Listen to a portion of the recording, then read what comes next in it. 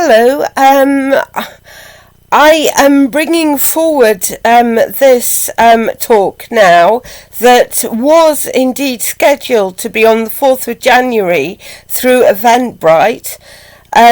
Somehow I haven't, I admit, paid massive amounts to Eventbrite. But they don't seem to have even made the talk public.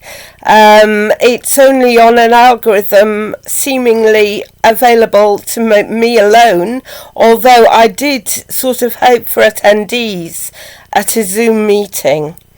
It was about language, and about whether there is a need to extend vocabulary at the moment. Back out of a summary situation, or whether it needs to go the other way round to some extent. Obviously, I've been informed now that the New Yorker has published an article by an Indian man or Pakistani man, Manveer Singh, I think his name was, who claims to be an anthropologist.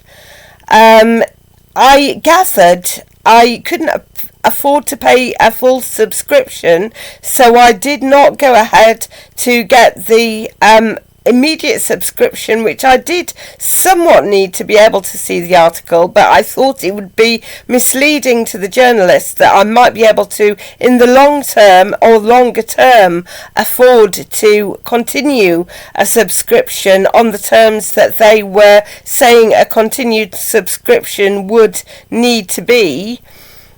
So I didn't read the whole of the article, but it actually replicated something another Indian friend of mine had told me, which was that English as an international language was put forward as hopefully able to help the untouchable class, or those who'd been rendered an untouchable class in India.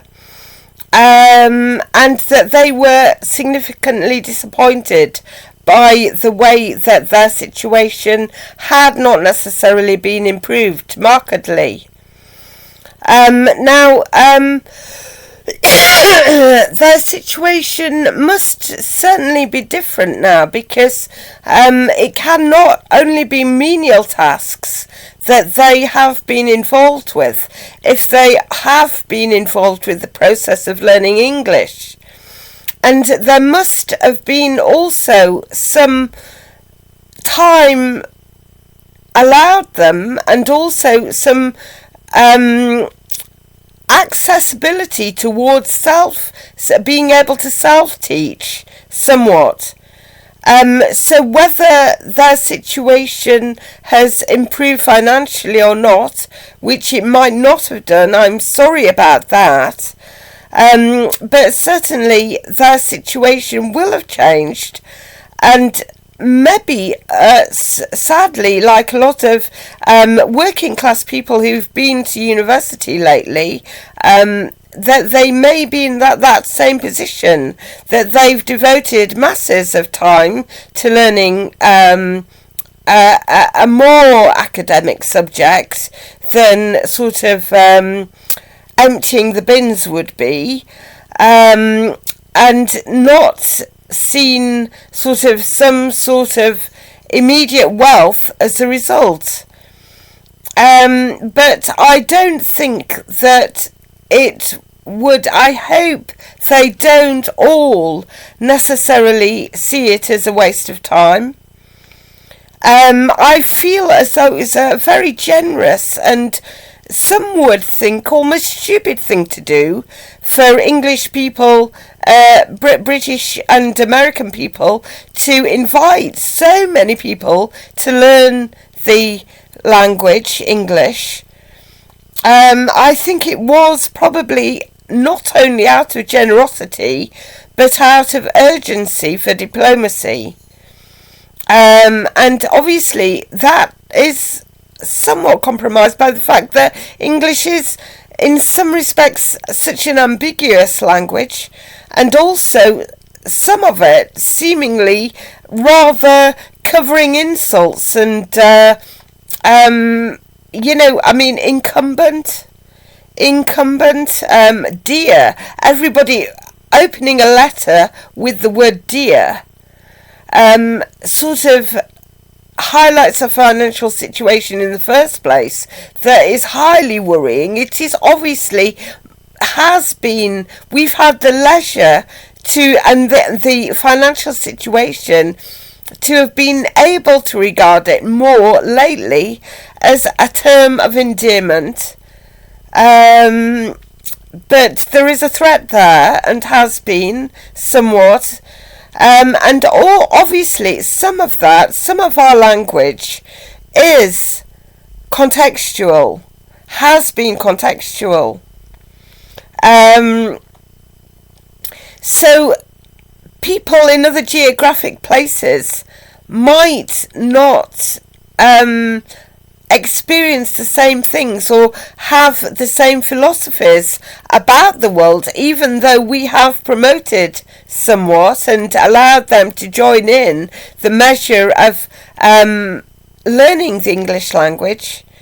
It may have been that we feared that translators would not be accurate, and that a measure of self-teaching and learning also, and classroom work and so on, would improve an international situation wherein most people could more or less be able to converse in English, even if they had other languages as well, which they may or may not prefer to refer to at home.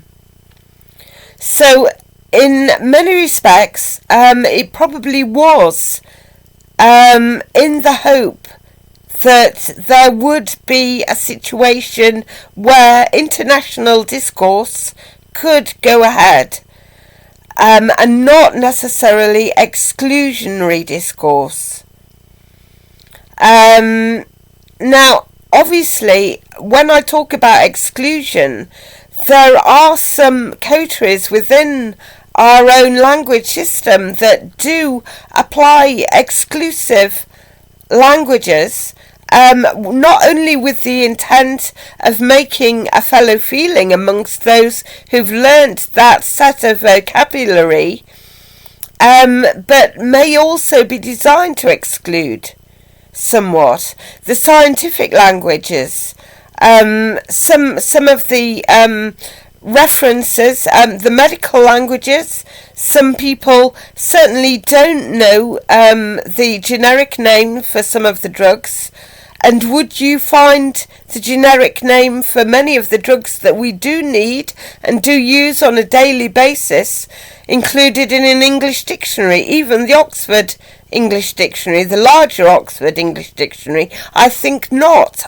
In fact, I know not, because I once did myself telephone the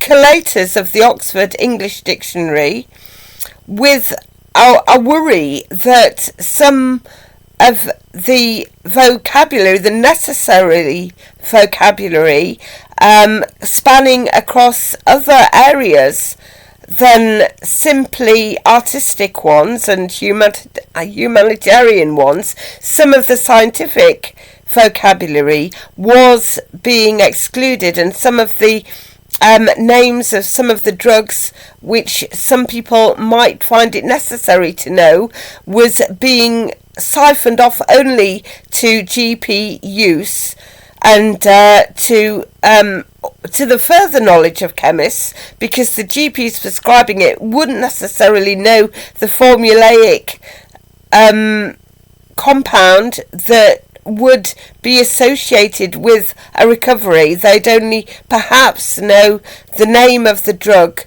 that was needed in a set of circumstances. Yes, in the shorter Oxford English Dictionary, there is a reference not to paracetamol in the one I have, but there is a reference to aspirin. So they haven't cut out all medicine. But obviously, the medical range did expand immensely over the past 20 years.